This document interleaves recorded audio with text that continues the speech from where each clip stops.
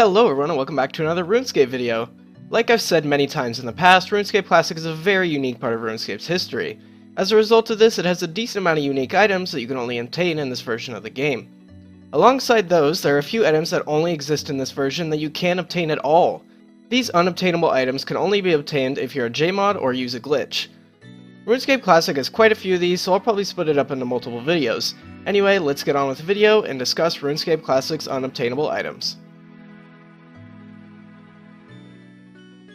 Number 6. Fresh Pineapple. This one doesn't have much to it besides that it's fresh. Somehow it's even more fresh than the normal pineapples you see today. Perhaps the developers wanted some kind of system where fruits would slowly rot over time. At the same time, there are no rotten fruits seen on this list, so if this was the case, then this idea must have been quickly scrapped. If you examine it, it says it can be cut up with a knife. Not too surprisingly, this is extremely similar to the message you see when examining a normal pineapple. It can be cut into something more manageable with a knife. Number 5. Mace of Zamorak.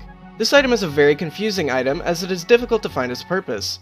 The wiki states nothing about what it does besides that it's in the game's data files. With this information, you would assume it to be some sort of quest item. There's no way that's possible though, as it can be bought and sold to a general store as well as high and low alked. The numbers aren't just 1 or 0 as well. It can be high alked for 2.7k, low alked for 1.8k, bought for 5,625 GP, and sold for 1.8k. With this information, it's probably safe to assume it was some kind of weapon you could only obtain from a monster. Number 4. Digsite Info.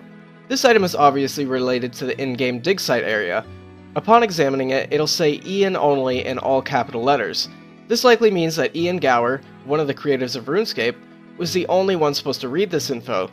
Perhaps it contains some ideas for the Digsite quest or possible future quests.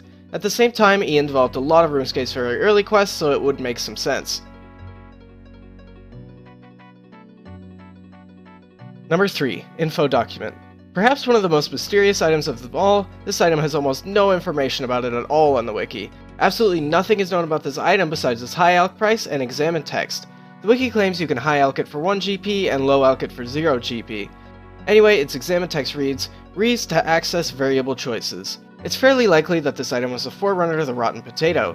The Rotten Potato is an item only Jmods can access and allows them to use tools such as turn themselves invisible, set their levels to max, and teleport players to Botany Bay.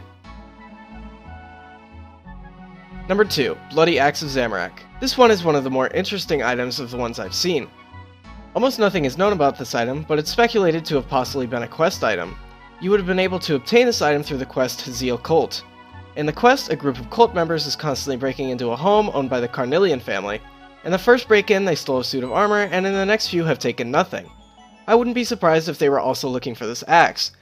At the same time, the quest had both a good and bad path you can take. Chances are if you sided with the cultists, then you would have gotten to know this axe pretty well.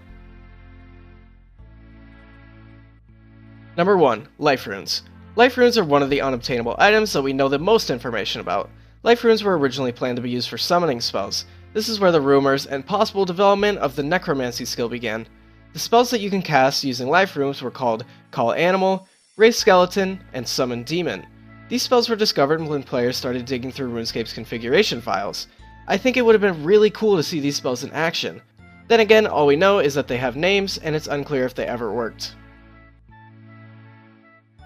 That's all I have for this video, but if you'd like to see more top 10s, then don't forget to drop a like below. For more content from me, subscribe to my gaming channel, follow me on Twitter, and lastly subscribe here for more RuneScape content. Thank you for watching, and I will see you next time.